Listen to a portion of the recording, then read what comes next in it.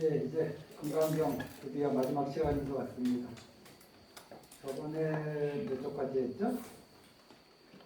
20조까지, 20분까지 했죠?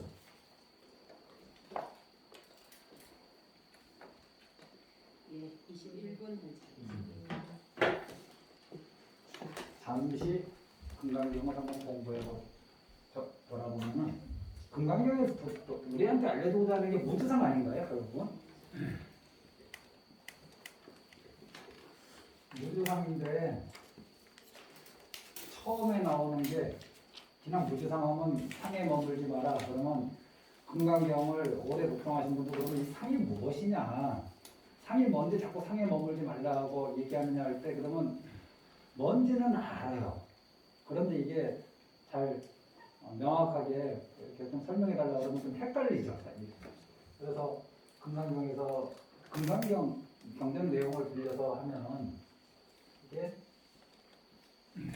무주아상, 아상에 머물지 말아야 된다.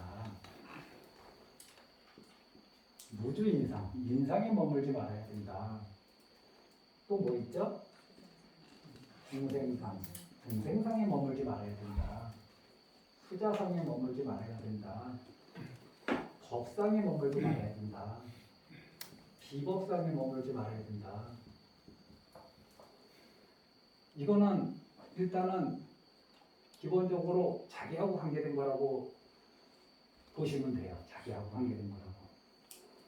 물론 법상, 비법상은 좀 달리 볼 수 있지만은 아상에 머물기 때문에 거기에서 온갖 욕심이 나라는 관념, 아상이 나라는 관념이니까 거기에서 온갖 나라는 관념에는 나도 내 마음도 포함되고 내 몸이라는 것도 포함되고 나의 것이라고 생각하는 것도 포함되거든요.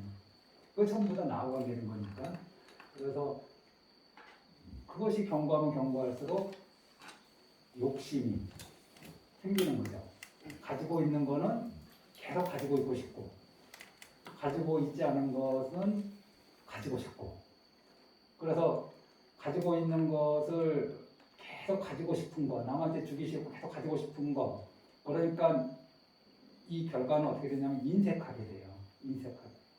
그래서 탐심을 간탐심이라고 얘기해요. 간자가 아낄 간자거든요. 아끼고 싶은 마음.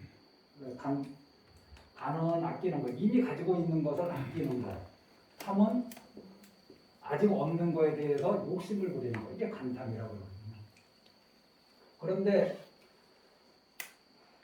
내가 가지고 싶고 아끼고 싶고 가지고 싶은 것이 영원히 그럼 내 몸 안에 나한테 있느냐? 그렇지 않죠.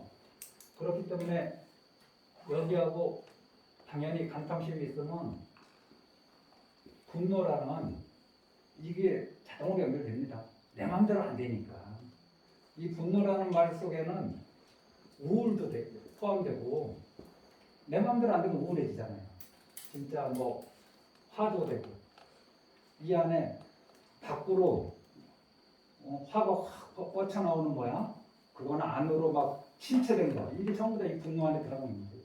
간탐하고 다 연결되는 거지 따로 떨어진 게 아니다. 그러면은 내 마음 상태를 이렇게 유지하는데 그래도 좀 피상적인 것 같아요. 그래서 부처님이 또 한 번 설명하세요. 그러면 어떻게 해야지 아상에 머물지 않느냐.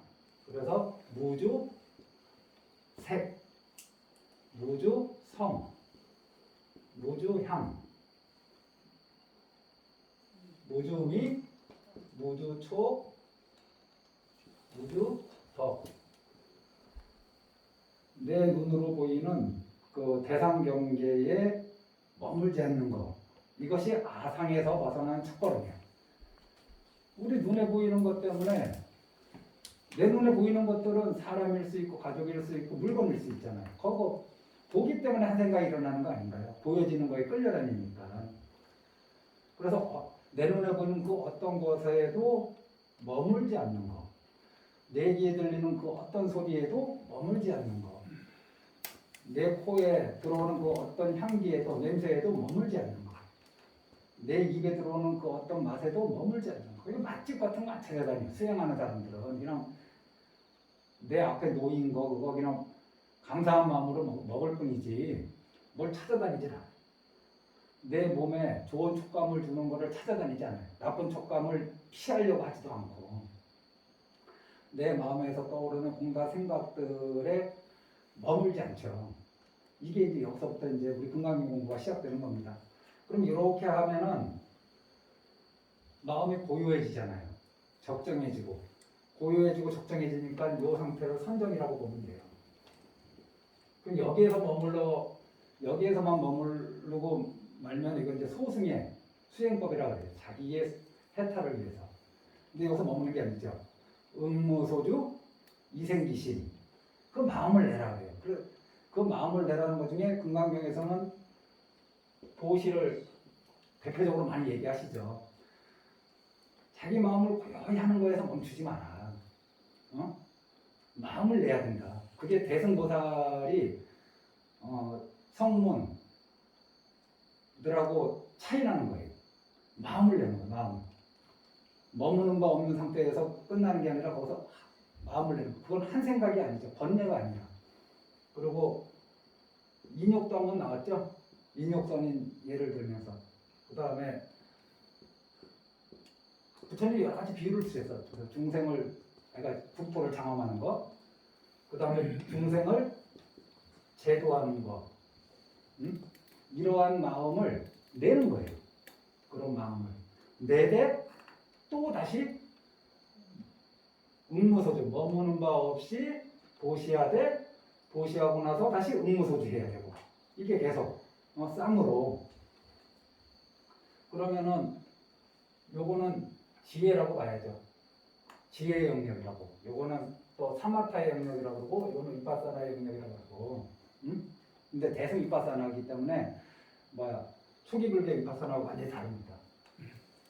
어찌됐든 금강경이 우리한테 알려주고자 하는 거는 이런 패턴인데, 요것이 여기가 주로 여기를 터득하면은 아공을 터득하는 거고, 색성향 미촉법에 머물지 않는 거를 터득하면은 법공을 터득하는 겁니다. 왜 나에 머무르지 말라고 하느냐, 나의 관념에 머무르지 말라고 하느냐, 나라는 것이 무하기 때문에, 인연소생법이고 연기법이기 때문에 나라는 거에 너무 집착하지 마라. 그러면 왜 내 눈에 보이는 것에 집착하지 말라고 하는가, 머물지 말라고 하는가? 내 눈에 보이는 그것조차도 인연소생법이요 연기법이기 때문에 무아야. 그것이라고 할 만한 것이 없어. 그래서 자연의 이법, 이 이법대로 그대로 보면은 어디 하나 머물 데가 없는데, 중생은 머물 만한 것으로 계속 여기고 잡고 붙잡고 있다, 붙잡고 머물고 있다 이거죠. 그래서 나와 관계된 거를 대해서 무아를 터득하면 아공이라고 그러고, 내 몸 바깥에 있는 것이잖아요. 색성향촉. 내 몸 바깥에 있는 것들에 대해서 이것이 무아인 줄 알면 이거 법공이라고 한다.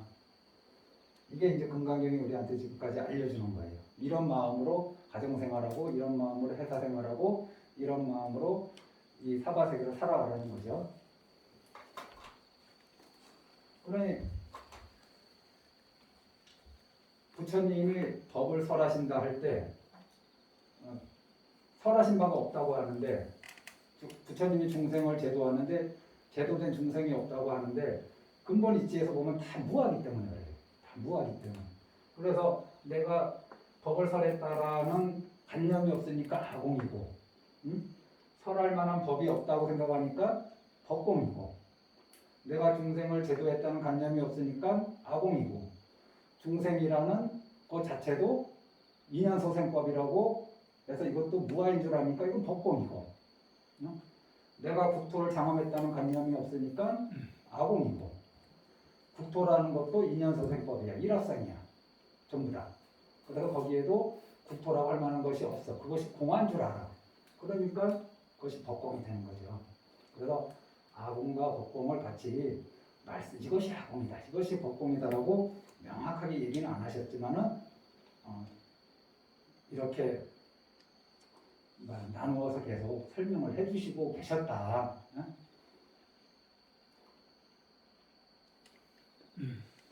나와 가족은 분명 내 몸 바깥에 있는 존재인데 이 가족은 법공의 대상이 되기도 하지만은 집착이 강하면은 이 아집의 나의 집착이 되기도 하는 거예요.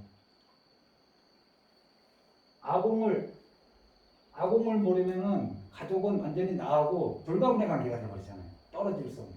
그러니까 내가 가족을 대하는 것이 집착의 눈으로 자꾸 대하고 기대하는 마음으로 대하고 그것이 안 되면은 분노하고 화내고 우울해지는 그런 상태가 계속 반복되는 거죠.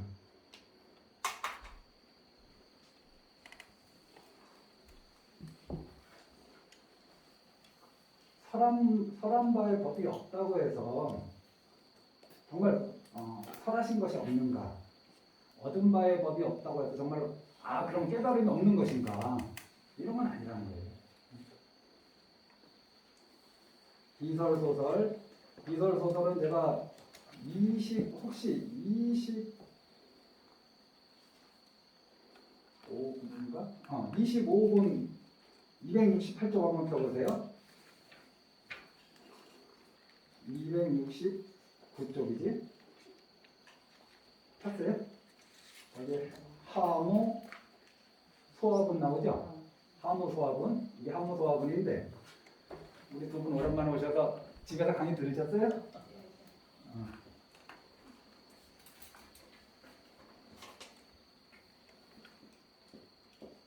하무 소화분은 해석을 잘못하면은 교화한 바가 없어. 이렇게 해석된단 말이에요. 잘못하면은. 근데 이게 한문으로는 이게 맞아요. 그러면 교화했다는 자체가 남잖아. 교화했다는 흔적이 남는다고요. 응? 금강경에서는 그 흔적을 남기지 않는 거거든. 그래서 비설소설구는 뭐냐?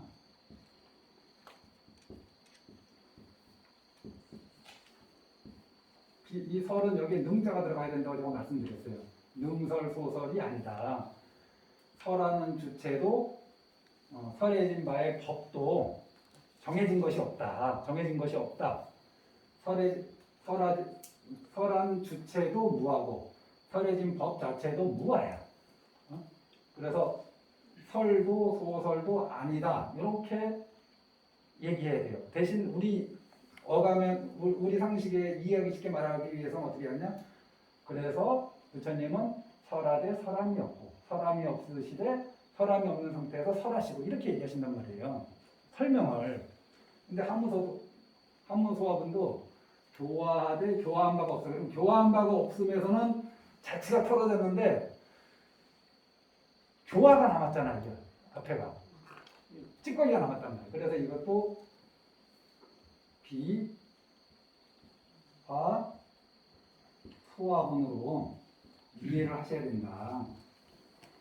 교화하는 주체와 교화받는 객체가 없어. 아니야. 이렇게 보셔야 된다. 그게 아공, 법공을 같이 닦아나가는 그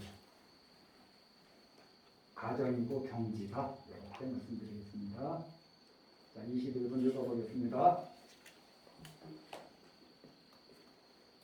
본문 읽으면 그 아집과 법종을 깨트리면 이 세상 그대로 평화라고 제목을 다셨잖아요. 제가 지금까지 얘기한 겁니다. 한번 같이 읽어보겠습니다. 수고리야 그대는 이러한 말을 하지 말라. 열애는 스스로 나는 반드시 설법한 것이 있다라고 생각할 것이다 라고 하지 말라. 그런 생각도 하지 말라. 왜냐하면 만약 어떤 사람이 말하기를 열애는 설법이 있다라고 한다면 이것은 곧 부처님을 비방하는 것이 되며 내가 말하는 것을 전혀 이해하지 못하는 것이 되기 때문이다.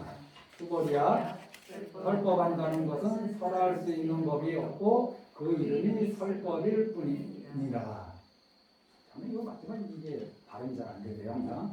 그래 능설과 지금 설한 주체도 무아라는 관념에서 하는 거고 설해진 법도 무아의 법을 무아인 상태를 얘기하는 거죠. 내가 설한 법이 있다라고 하면은 이건 아직 아공을 터득하지 못한 거고, 설해질 만한 법이라는 것이 실체가 있다 생각하면 이거는 대상이잖아요. 그러면 법공을 터득하지 못한 거죠. 그래서 제목을 이 설명태자가 비설 소설이라고 했는데 아주 잘 지으신 것 같아요. 자, 244쪽 아래 245쪽. 그때 지혜를 생명으로 삼는 수보리가 부처님께 사례였습니다. 이 해명수보리는, 해명을 우리가 흔히 얘기하는 장로라고 보시면 돼요. 장로라는 게 장자가 그 어른 장자죠. 그 다음에 노자는 늙을 노자인데 우리가 거기에서 빌리는 말이 노숙하다, 노련하다, 어른스럽고 노숙하고 아주 노련한 이런 뜻이거든요. 해명이 그런 뜻이다. 지혜의 목숨이라는 게. 세존이시여 매우 많은 중생들이 이 다음 세상에 이러한 도리를 설명하는 것을 들으면 믿는 마음이 나겠습니까? 부처님께서 말씀하셨습니다. 수보리야, 그들은 중생이 아니며 중생이 아님도 아니다. 왜냐하면 수보리야, 중생 하는 것도 열에는 말하기를 중생이 아니라 그 이름이 중생일 뿐이다 라고 하기 때문이다. 이러한 법문을 듣고 발버리심하는 순간 중생이 아니죠. 이러한 법문을 듣고서도 발버리심하지 않고 믿지 않으면 중생이죠. 그러니까 중생이라고 정해진 실체가 있는 건 아니에요. 그 마음이 번뇌심에서 지혜심으로 바뀌고 반야심으로 바뀌는 순간 이제 중생이라는 그 이름을 갖다 붙일 수 없죠. 그래서 중생이 뭐라 그러냐면 여기서는 중생이 아니며, 왜냐하면은 발버리심할 수 하니까 법문 듣고 중생이 아님도 아니다 이거. 법문 듣고도 발버리심 안 하는 중생도 여전히 많으니까. 그래서 이거를 소위 중생, 즉비 중생, 신형 중생 이렇게 이런 패턴으로 공명경을 설명을 한다. 자, 22분 무법가득본.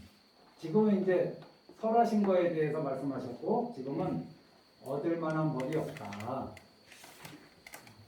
깨달음, 부처님이 깨달음을 얻으셨고 깨달음을 말씀하시는데 그러면 이 깨달음이라는 것은 도대체 어떻게 해야지 나한테 생기는 것이냐? 얻어야, 우리는 얻는다는 말을 많이 하거든요. 증득한다, 뭐 얻었다, 깨쳤다 이런 말 많이 하는데 그거에 대해서 부처님이 한 말씀 하시는 겁니다. 251조. 수보리가 부처님께 사례였습니다. 세존이시여, 부처님께서 세상의 깨달음을 얻으신 것은 얻은 바가 없다고 할 수 있습니까? 부처님께서 말씀하셨습니다. 사실 그러하니라. 수보리야, 나의 세상의 깨달음에 대해서는 아주 작은 어떤 것도 얻은 바가 없다. 다만 그 이름이 세상의 깨달음일 뿐이니라. 제가 한번 이런 비유를 들었어요.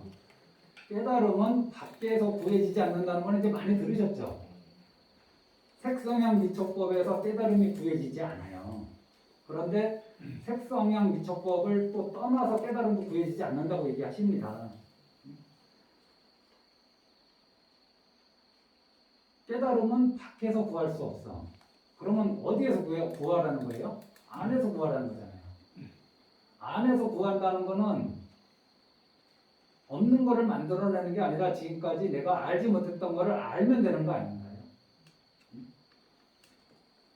지금까지 내가 무지하게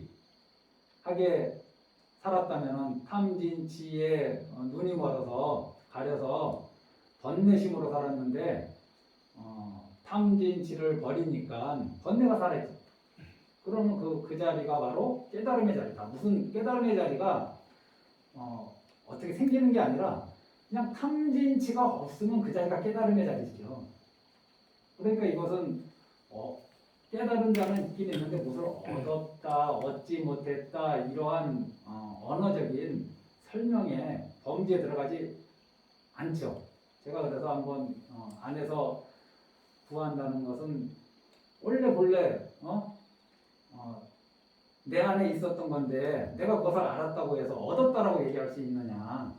인간의 언어는 얻었다라고 얘기하지만은 내 주머니에 보석이 있을 때 보석이 있는 줄을 모르면 가난하게 살면서 내내 보석 찾으러 밖으로 나다니는 거 아닌가요? 그러다 내 주머니에 보석이 있는 걸 알았을 때 보석을 얻었다 이렇게 얘기 안 하잖아요. 그건 얻은 게 아니죠. 그러니까 언어적인 유의나 말장난이 아니고 우리의 그 고정관념이나 어떤 인식의 틀을 깨트리려고 부처님이 자상하게 말씀해 주신 거다. 또 각자 이해하는 방법이 있을 겁니다. 그렇게 생각하시고 또 각자 또 사유의 시간을 가져보십시오. 제가 말씀드린 거에 또 그 틀에 갇히지 말고 자기만의 그 자유로운 생각의 생각 속에서 마음 속에서 한번 사유해 보십시오.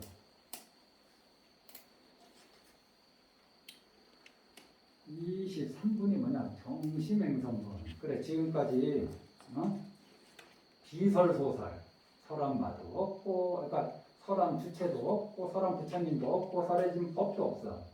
그 다음에 또 뭐가 지금은 뭐라 그러냐면은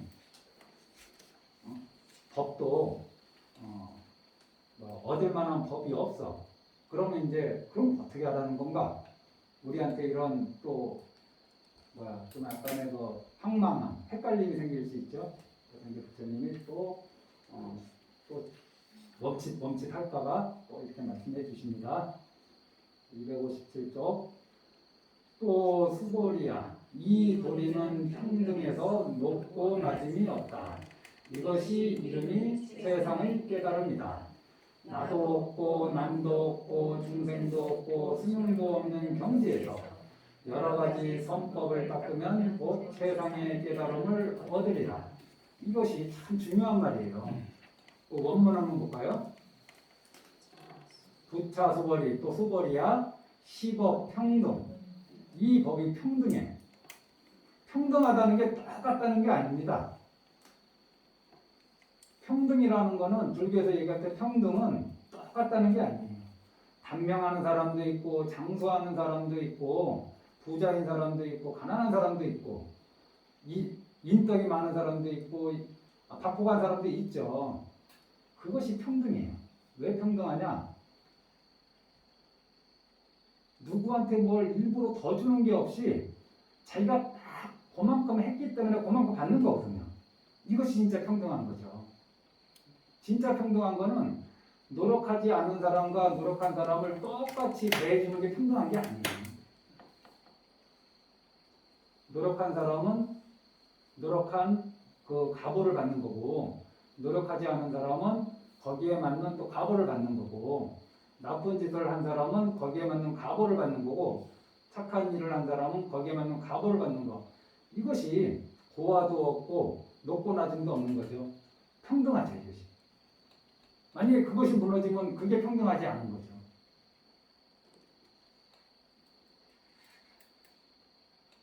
이게 평등하여 고하가 없는 것, 이것이 이제 안욕따라, 이게 안욕따라 삼각상거리는 이제 깨달음이니까 이걸 깨달음이라고 한다. 무와 무인, 무중생, 무수자로서, 그러니까 무아의 마음으로 일체 선법, 수일체 선법, 일체 선법을 닦고 아무것도 안 하는 게 아니라 일체 선법을 닦고, 이게 우리가 지금까지 공부한 무와 무인, 무중생, 무수자가 응무소지예요. 그 다음에 수일체선법이 뭐냐? 응무소지 하면 뭡니까? 이생기심이죠. 이 무와 무인, 무중생, 무수자가 응무소지라면은 수일체선법은 이생기심이다. 그 마음을 내는 거다. 그렇게 하면은 안욕따라 삼각선거리 깨달음을 얻게 된다. 깨달음을 얻는 방법은 심플해. 무아의 마음으로 일체선법을 닦는다. 일체선법은 육도, 육바라밀을 말하기도 하고 만행을 얘기하기도 하고 어느 한 가지의 국집에서 이것만 하면 깨달음을 얻을 수 있다. 이런 제한된 생각에 머물지 않고 일체선법을 닦는 거. 우리는 일체선법을 하는 사람은 많습니다. 이 세상에 착한 사람들이 생각보다 굉장히 많아요. 방생하는 사람도 보니까 1000명씩 넘대. 착한 일 하는 사람 많아요. 하지만 그것이 과연 무아의 마음으로 하는 것이냐. 무아의 마음으로 할 수 있다면은 안욕따라 삼각삼거리를 즉득 곧바로 얻게 되는데 우리는 왜 안욕따라 삼각삼거리를 얻지 못하느냐? 선법을 하긴 하는데 무아가 아닌 거죠. 그것이 금강경과 우리의 갭입니다. 간격. 선법을 아예 안 하는 사람은 말할 것도 없어요. 무아의 마음으로 아무것도 안 하는 사람은 이거는 그냥 악치공이라고 그러죠. 공에 집착해갖고 아이고 열심히 살아서 뭐해, 일해서 뭐해, 뭐 돈 모아서 뭐해, 운동해서 뭐해, 어차피 죽을 건데 뭐 이런 생각하는 사람들 없는 것은 아니에요. 그걸 악치공이라고 해요. 공도 아주 그냥 한쪽에 치우친 공에 빠져가지고 세상을 염세적으로 살고 부정적으로 살고 아무것도 안 하려고 하고 열심히 하는 사람들 비웃고 잘 살려고 하는 사람들 우습게 여기고 한심하게 여기는 사람들이 이 세상에 없는 것은 아닙니다. 그런 극단 말고 또 어떤 마음으로 나쁜 짓을 하는 사람, 이 사람들도 우리가 논할 거 없죠. 선한 일을 계속 하라고 부처님 얘기하시는데 선한 일을 하면은 좋은 각오를 받는다. 그런데 그 선한 일이 깨달음으로 연결되려면 어떻게 해야 된다? 무아로. 그래서 무주상 보시도 이거하고 똑같은 거 아닌가요? 무아, 무인, 무중생, 무수자가 무주상이라면 일체선법은 수일체선법은 보시라고 얘기할 수 있잖아요.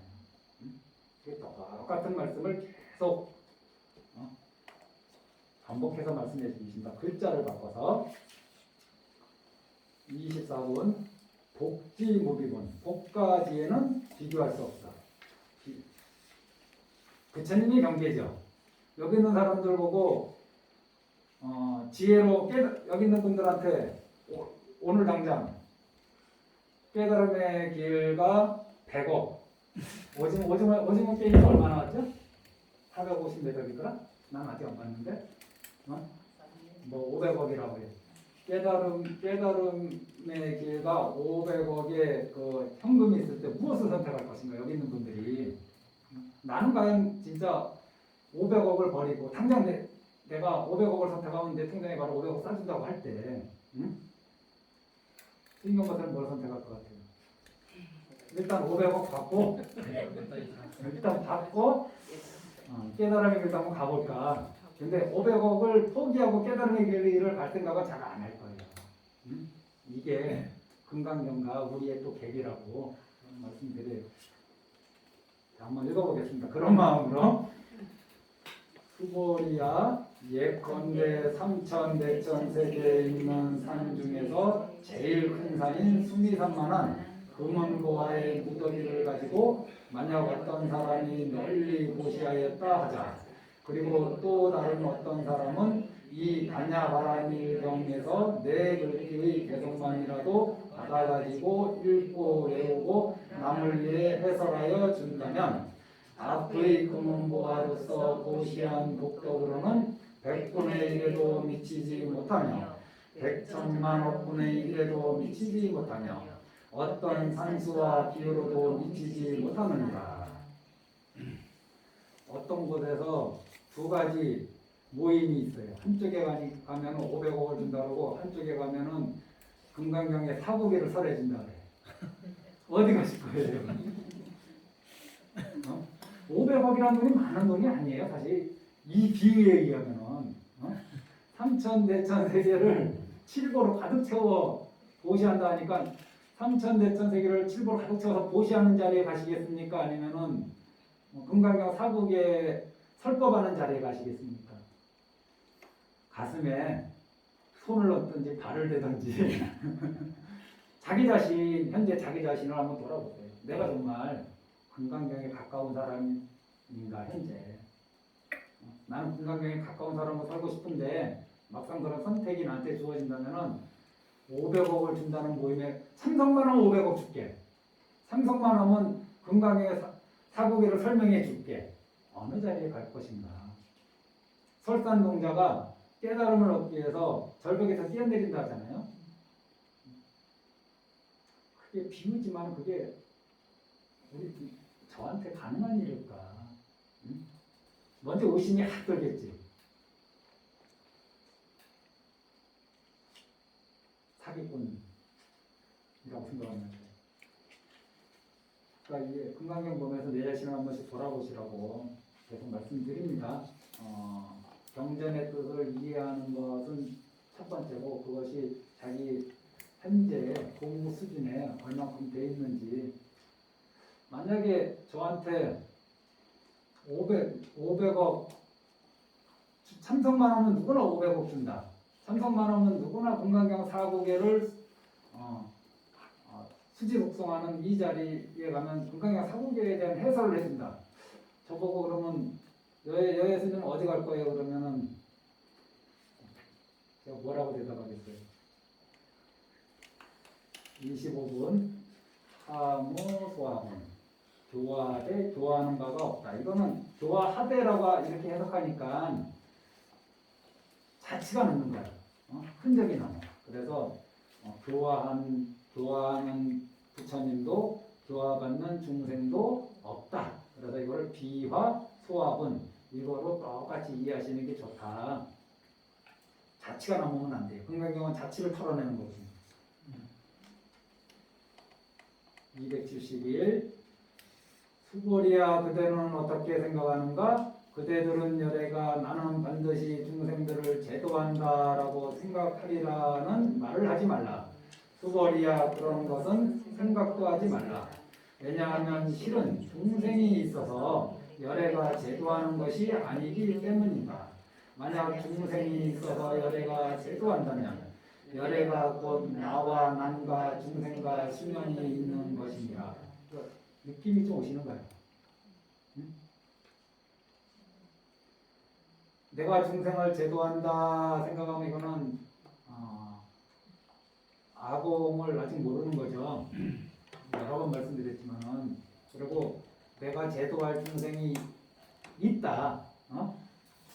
그 중생이란 실체가 있다. 앞에서도 중생이 아니고 중생 아닌도 아니다라고 얘기하셨듯이. 그런데 저 중생이야. 내가 제도해야 돼. 저 제도받을 중생이 저기 있어. 라고 중생의 실체를 규정한다면 그건 덕공을 모르는 거죠. 그래서 그렇게 자꾸 생각한다면 열애가 아상, 인상, 중생상, 수자상에 떨어지는 거고 그것이 있는 것이다 라고 이렇게 설명하시는 겁니다. 더 깊은 뜻은 한번 우리 삶에서 각자 찾아봅시다. 273쪽 수고리야 열애가 말하는 내가 있다고 하는 것은 그건 내가 있는 것이 아닌데 범부들이 내가 있다고 여기기 때문입니다. 여기에서 부처님이 나다라고 얘기하시니까 그거는 무엇을 설명하시기 위해서 나다 얘기한 거지 나라는 것이 정말 있기 때문에 나다라고 얘기하신 게 아니거든요. 이 원문 한번 볼까요? 수고리, 열애, 설, 유아자. 열애가 설했다. 유아, 아가 있다. 유아다 라고 말했다고 해서 아가 실제로 있어서 아가 유아라고 얘기한 게 아닌데 중생들은 부처님이 나라는 말씀하시지 않느냐. 내가 있다라고 하지 않느냐. 그런데 그러니까 그걸 아라고 자꾸 집착하는 거죠. 그럼 뭐라고 뒤에 범부는 이것을 유아 내가 있다라고 자꾸 여긴다 이거죠. 우리들은. 그래서 아상이 없는 거를 저는 그런 말 한번 말씀드렸어요. 아상이 없는 거를 이것이 무아상, 아상이 없는 거를 이게 첫 번째 우리가 얘기하는 아공이다. 그러니까 아상, 나라는 관념이 없어. 그러면 부처님이 나다. 나는 색수상 행식으로 돼 있다. 막 이렇게 자꾸 얘기하니까 중생들은 이 나라는 것이 있나 보다. 그런데 자꾸 무엇을 자꾸 인식해야 되나 보다. 이렇게 생각할지 모르죠. 그런데 이 아라는 이 아상이라는 거 이 자체도 공한 줄 알면은 이걸 법공이라고 얘기합니다. 또 불교에서는. 아상이 없어야 돼. 아상이 없어. 그러면 이제 이게 아공인데 이 아상이라는 것 자체가 본래 무아야. 아상이라는 것 자체가 본래 무아야. 내 몸이라는 것이 없어. 내 몸이라고 해봐요. 그럼 내 몸이라는 것이 없음을 알면은 아공을 터득하는 거고, 이 몸이라는 내 몸이라는 그거 자체가 무아야 사실은.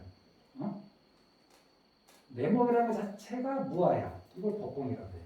그래서 하나 가지고 아공도 얘기하고 법공도 얘기하는 거예요.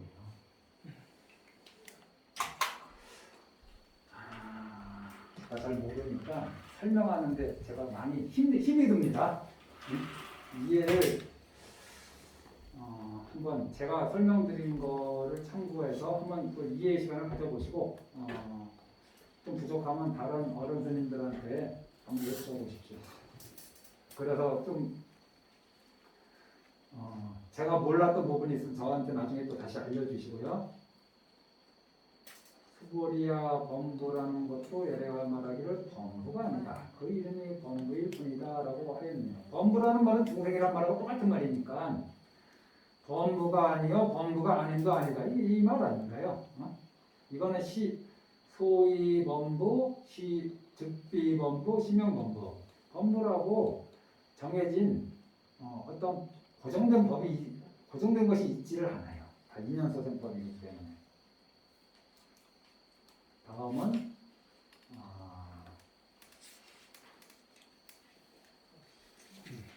여기 앞에서 무아의 마음으로 무아로서 일체선법을 닦는다라고 얘기했잖아요.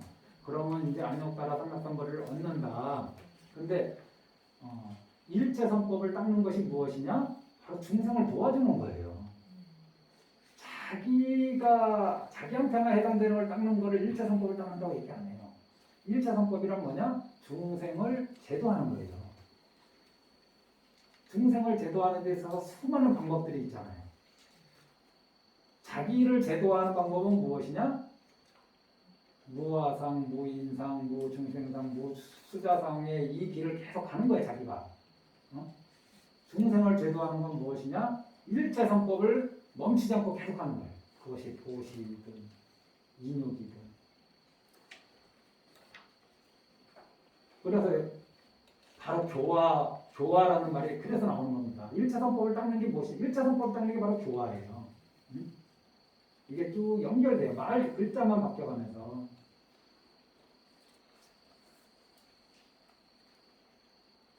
법시는 상이 아니야. 한번 읽어볼게요. 수고리야 그대는 어떻게 생각하는가? 32가지의 남다른 모습으로서 열애하고 미루어 볼 수 있겠는가? 수고리가 사례였습니다. 예, 그렇습니다. 32가지의 남다른 모습으로서 열애하고 미루어 볼 수는 있습니다. 수고리가 지금 엉뚱한 대답을 한 거예요. 부처님께서 말씀하셨습니다. 만약 32가지의 남다른 모습으로서 열애하고 미루어 볼 수 있다면 전륜성황도 곧 열애라 하겠구나. 수고리가 부처님께 사례였습니다. 세종이시여 제가 부처님께서 말씀하신 뜻을 이해하기에는 반드시 32가지 남다른 모습으로서 열애라고 미루어 볼 수 없겠습니다. 그 다음에 이제 사복이 나옵니다. 그때 세종께서 개성으로 말씀하셨습니다. 만약 육신으로서 나를 고려하거나 음성으로서 나를 찾으려면 이 사람은 잘못된 길을 가는 것이다. 결코 열애는 볼 수 없으리라. 열애를 볼 수 없으리라. 이제 주어가 아니라 목적으로 하는 게 낫지. 열애를 볼 수 없으리라. 이게 무슨 말이냐? 이게 글을 안 써도 다 이해하실 텐데 혹시나 좀 더 자세히 설명하십니다. 30 이상이라는 것이 그냥 생기지 않아. 일체 선법을 닦아야지 30 이상이 생기거든요. 중생을 교화하는 길을 멈추지 않아야지 30 이상이 생기는 거거든요. 그러면은 이것은 요번 생에 내가 일체 선법을 닦아서 닦으면 그거에 대한 가보로 좋은 상호를 받을 수 있거든요. 요번 생에 꽃을 많이 공양하면 뭐를 받는다. 요번 생에 뭐를 공양하면 뭐를 받는다. 이거는 상속하는 거거든요. 이건 상속하는 거예요. 끊어지지 않고. 그런데 이런 관념 속에서 30 이상을 갖추고 계시니까 저분은 열애구나. 뭐 그분의 말씀을 듣거나 말거나 상관없이 저분은 부처다. 저분은 열애다. 라고 생각하는 사람이 있을 수 있죠. 그 사람의 명성을 듣고 가서 넙죽 자빠지는 사람도 있잖아요. 그 사람의 명성만 듣고서 그 사람의 실체를 우리가 보지도 않고 그 사람 내 눈으로 보고 거룩해 보이거나 그 사람에 대해서 내가 어떤 소리를 듣고 어떤 관념을 가진 상태에서 그 사람한테 가. 아이고 큰 스님하고 또는 아이고 부처님하고 이렇게 되죠. 내가 그 사람에 대해서 어떤 소리를 듣고서 굉장히 안 좋은 소리를 듣고서 이미 어떤 관념에 상에 머무르고 있어. 관념을 가지고 있어. 그럼 그 사람 보면 어떻게 돼요? 그 관념이 작동합니까? 안 합니까? 무조건 작동해요. 내가 관념을 버리지 않는 한. 나는 그 사람에 대해서 아무것도 몰라. 사실 이전에 만나본 적도 없는데 그 사람에 대해서 어떤 소리를 들었어요. 그래서 그것으로 그 사람은 이미 판단하고 들어가잖아요. 그것이 좋은 소리면 좋게 판단하고 나쁜 소리면 나쁘게 판단할 뿐이지. 그것이 이 실체를 이거를 있는 그대로 보는 건 아니잖아요. 응? 반야의 지혜가 작동하지 않잖아. 상이 작동하는 거고 관념이 작동하는 거지. 내 눈으로 무엇을 보고 내 귀로 무슨 음성을 듣고 어떤 소리를 듣고 이런 걸로 부처를 봐서는 안 된다. 상속을 부정하시는 거예요. 상속되는 거. 과거에 지은 일체 선법을 닦은 거 공덕상의 가보가 30 이상인데 그러면 이 30 이상으로 열애를 보지 말라. 그럼 요거 다음 장에 뭐가 나오느냐? 그러면은 30 이상이 아닌 것으로 열애를 봐야겠군요. 라고 해서 이제 또 단멸상이 나온단 말이에요. 30 이상이 아닌 것으로 열애를 봐요. 30 이상으로 열애를 보지 말라고 했잖아요, 지금. 그러니까 다음 장에서는 다음 분에서 뭐라 그러냐? 그럼 30 이상이 없는 거에서 열애를 봐야 되겠군요. 그러니까 부처님 그것도 그래서 그거를 30 이상이 없다. 이거는 뭐냐? 앞에 공덕상하고 이거하고 아무 연관 짓지 않냐? 끊어놓는 거거든요.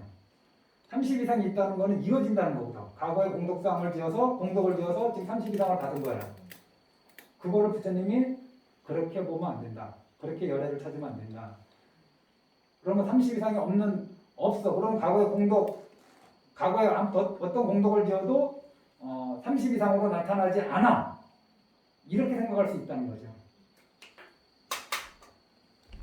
그래서 상속, 영원한 것도 부정하시고 단멸하는 것도 부정하신다. 부처님께서는.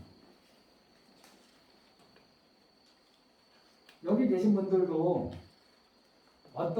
우리는 내 눈으로 본 것도 사실 다 진실은 아니잖아. 그럼 우리는 막연하게나마 알고 있지만 막상 내 눈으로 보면 있잖아요. 그냥 일상 생활 법문이라면은 우리가 어떤 소리를 들으면은 거기에 끄달리지 않으려고 하지만은 그 소리에 영향이 남아 있잖아요. 여기 만약에 처음 오는 분들한테 여기 불교대학 듣는 분이 나를 만나기 전에 어떤 분들한테 아이고 여했으면 보지 마. 보면 번뇌만 생기고 돈이나 뜯어내려고 그러고 아주 그냥 아우 나도 이절에 다니고 후회해. 그러면 이제 그 보살님이 스님 계세요라고 할 때 이미 바짝 그 소리에 영향하에서 내 방문을 녹화할 거 아닙니까? 아니면 녹화를 안 하든지. 그거는 나를 만나기도 전에 이미 나에 대해서 이미 판단이 끝날 수도 있는 거죠. 그런 오류를 우리가 살아가면서 얼마나 많이 짓습니까, 사실은. 285쪽 요거까지만 하고 좀 쉬죠. 왜냐하면은 이 26분하고 27분은 상반된 거를 같이 다루기 때문에 나눠서 공부하지 마세요. 앞으로도 26하고 27은 반드시 같이 공부해야 돼요. 무당 문맥이 뭐냐? 287쪽 한번 읽어보겠습니다. 수고리야 그대가 혹 생각하기를 열에는 잘 갖춰진 상호를 마음에 두지 않았기 때문에 세상의 깨달음을 얻었다라고 하지 않는가. 수고리야 그러한 생각을 하지 말라. 열에는 잘 갖춰진 상호를 마음에 두지 않았기 때문에 세상의 깨달음을 얻었다라고 하지 말라. 이거 원문 볼게요. 원문이 중국식으로 해석해도 이제 저는 이해가 되는데 한국식으로 좀 해석해야 됩니다. 수고리야 여 약작신 너가 만약에 이런 생각을 한다면 어떤 생각이냐? 열애가 불이 부족상과 한문으로 그러니까 한문식으로 해석하면 어떻게 되느냐? 불 아니다. 상을 부족하지 아니한 까닭에 안욕따라 삼각상거리를 얻었다. 이러한 생각을 한다면 그것이 잘못됐다는 거죠. 그런데 이게 무슨 말인지 잘 몰라요. 한국식으로 해석하면은 열애가 상을 부족했기 때문에 안욕따라 삼각상거리를 얻은 것이 아니다. 아니다를 맨 나중에 해석하면 이제 한국식으로 이제 이해가 돼요. 열애는 30 이상을 갖추었기 때문에 안욕따라 삼각상거리를 얻은 것은 아니야. 라고 생각한다면 그런 생각을 하지 말라는 거죠. 왜냐하면 앞에서는 뭐냐?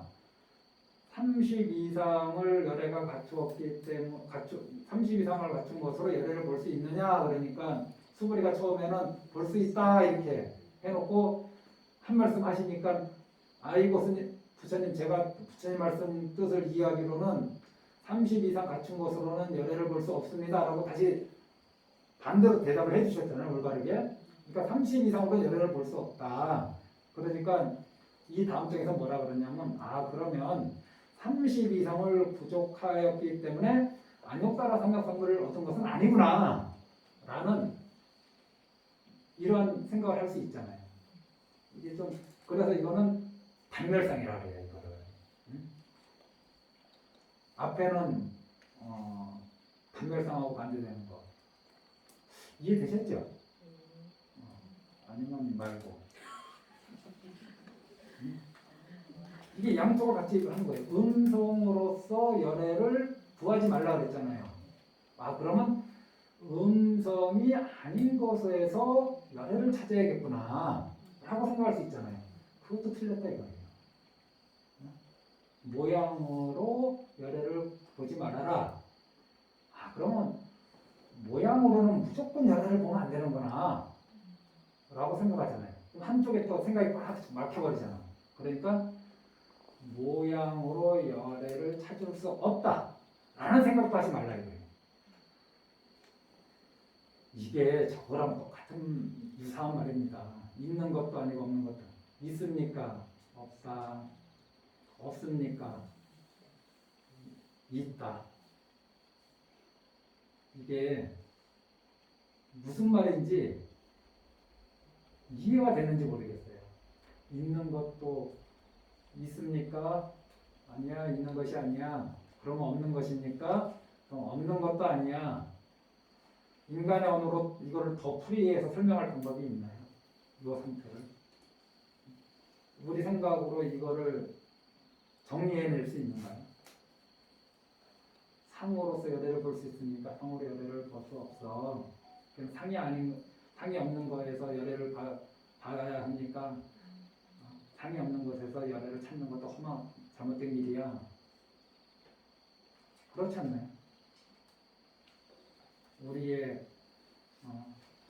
심행청열, 언어의 길이 딱 끊어지고 심행청열, 마음속으로 이리 궁리하고 저리 아무리 궁리해도 찾아낼 수 없는 그 상태. 그게 이제 26, 27 이게 또 한 번 우리한테 일깨워주는 겁니다. 좀 쉬었다 하죠?